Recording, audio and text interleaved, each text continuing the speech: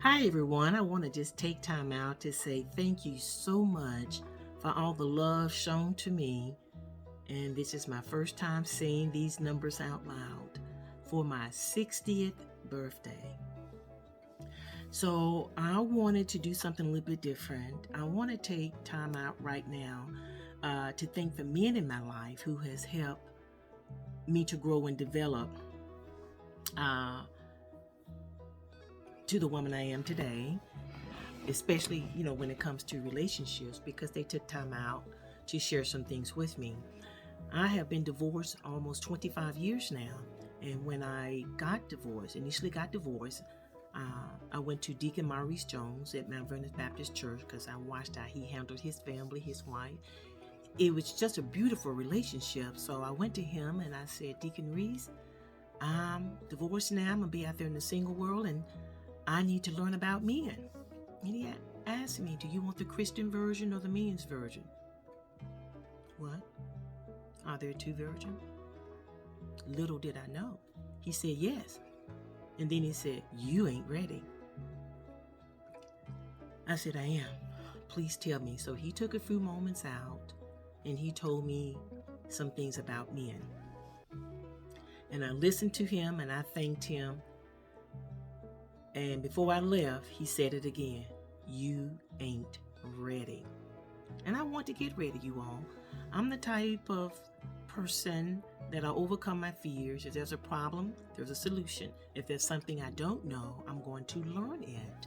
So I spend the next 6 months out just dating randomly, just trying to learn about men and different things and some things I just couldn't pick up on.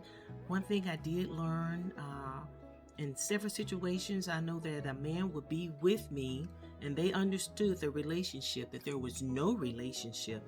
And ladies who are listening to this, please know that I was not a thought. I kept myself at all times. I kept my boundaries. So they just had a smart woman on their shoulder, or maybe a smart, pretty woman on their shoulder. I don't know how they thought. But they was glad that I was in their company. Let me just say that. But I overheard conversations when some had cell phones back then. So I don't know what year this was. Cell phones had just started to come out. We had pagers. Anyway, during that time, I heard their conversations with their loved ones or their spouses, and they never let their loved ones or their spouse know that they was out with someone else. So that's one thing that I saw, that I learned about men. Even though we were not dating or anything of that nature, they was with me. But when their loved one called or their spouse, that conversation never let on that they was with someone else. So I said, oh my God, that's pretty smooth. Pretty darn smooth. But I still didn't learn enough. I didn't learn enough where I felt equipped to be out there in the world. And I remember talking to,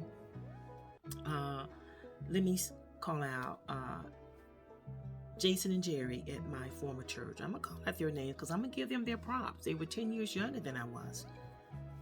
And they said, Lydia, we just need to talk. You asking a lot of questions. I was talking to Jason, so he got Jerry. And they took me along with another church member out because she was single as well. We went to a Rafferty's restaurant, got there about 4. We closed the place down about 1 or 2 in the morning. That conversation was 8 to 9 hours long. And they sat there and they had to school us how men think, what not to do. When men say one thing, what they actually meant.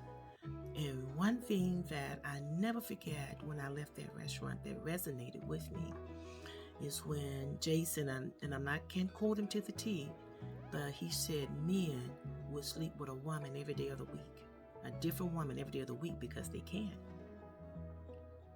And I said, I don't understand that. And he had to make it plain. He said, Lydia, a man will sleep with Jane on Monday because she's the football girl. She knows about football. He'll sleep with Sue on Tuesday because she make him laugh. He'll sleep with Betty on Wednesday because she's the good time girl. He'll sleep with Linda on Thursday because she's a thought. Now, they didn't call him thoughts back then. There was another name. And I don't want to say that name that starts with a W. The correct name starts with a W, and the colloquialism name starts with an H. On Friday, he may sleep with Teresa because she's the party girl. And on Saturday, he'll sleep with, let's just say, Carol, because, she'll do anything. She's the all-around girl. She just got it all. But on Sunday, he'll sleep with Lydia because Lydia has boundaries. She's the girl they can take home to the mother. She's educated. She's intelligent. She looks real good. He said all those things. I guess he was just saying that to fluff me up. And I was listening to this, and he had to repeat that 3 times because it was very hard for me to believe that a guy can sleep with a different woman every day of the week. That's why we was there for 9 hours. And he had to explain that 3 times. I'm saying the short version, but of course he expounded on it more. But when we left that restaurant, I love Jason dearly, but I didn't speak to him for 30 days because if a brother can think, if for him to share those things with me that totally overwhelmed me, and you all got to remember I was between 36 to 38. I have not heard these things before. I wasn't a late bloomer. I was 36, 24, 36 when I was 9 years old. That's another story. But for him to share these things with me at this stage in my life, how a man think, how they will respond, I was totally shocked, sickened, overwhelmed.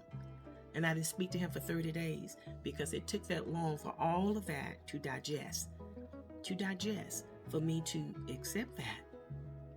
And then about 30 days had passed. I went back to him and I said, I'm sorry.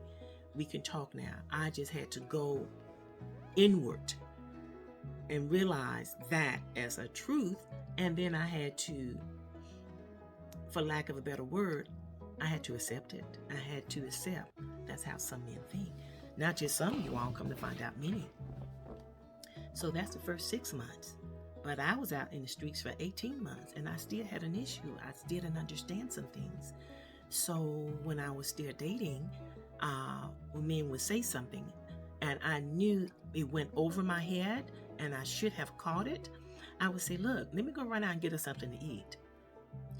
I would go right to the corner phone booth and I would call, let me just call out some names, Betty, Jean, and Linda. Always sisters in Christ. Ladies, this is what he said. And before I can say, what did he mean? Both those sisters would be on point. Lydia, this is what he said, but this is what he meant. You go back there, da-da-da-da-da-da-da. Now, this went on for about, I don't know, almost a year. Because it's not that there was a gap between what men and women were saying. It's just that men were so skilled at positioning their words that they would tell you indirectly what they wanted you to know. And you had to figure it out. Well, heck, in the business world, it's black or white. But in relationship, it is so much gray in that area, it's too confusing. Now I know why a lot of people stay single. Or a lot of people just go from one relationship to another because of that gray area, but it doesn't have to be that way. But getting back to the subject matter, I will always go back and I say, look, by the way, before I left, you made this comment and you said this, and this is what you meant. I said, so let's get something straight here. You have to tell me what you mean. And see, that made me stronger. It helped me let them know that I had boundaries. I'm not stupid. Of course, they didn't know that when it came to relationships that I really was ignorant. But thank God for those 2 sisters in Christ who was always on call that gave me the knowledge to be able to go back and call those brothers on the carpet very professionally. Now, I would not just, you know how some women, our mouths can get way out there. No, I wasn't that way. I wasn't that way at all. But anyway, that helped for the next 18 months. And After that, after a while, I didn't need my two sisters in Christ to interpret things. I pretty much caught what men were saying. So the three men in my life that helped shape me, I have to give kudos out. Deacon Maurice Jones, kudos out. Brother Jason and Jerry. I just thank you all so much for being there when my dad, who was alive but wasn't there to tell me these things because he was too busy building his legacy and doing what he was doing. So I thank God for putting you all in my life, because without you all, I would not have made it. I don't think I would have survived as well as I had without you three men being there. And the last person I have to give kudos to is my former pastor, James L. Netters. Excellent teacher. It wasn't until after my divorce that he got up and preached on something about the marriage bed. And I'm going to talk about that later, because that is something that every woman needs to know prior to marriage, is the marriage bed. No one talks about that, but I'm going to talk about it because I'm at that age now. Well, I have to share with you all so you don't make the same mistakes I did. But anyway, I just want to say thanks to everyone for the well wishes for my 60 years on this earth, which I never thought I'd get to see. I've been in so many situations. I didn't think I would live this long. Really didn't. But I'm happy to say that I'm here. And I thank God for all the friends that I have. Facebook friends, thank you so very much. I love you. Keep sharing things with me in your lives so we can stay connected. Once again, thank you, Deacon Maurice Jones. Thank you, my brothers in Christ, Jason and Jerry. Thank you, Reverend Dr. James L. Netters, who has passed on. Thank you for helping me be the person that I am today. So this next topic that we are going to talk about, you all, we are going to talk about pornography and marriage. Okay, stay tuned. Talk to you later.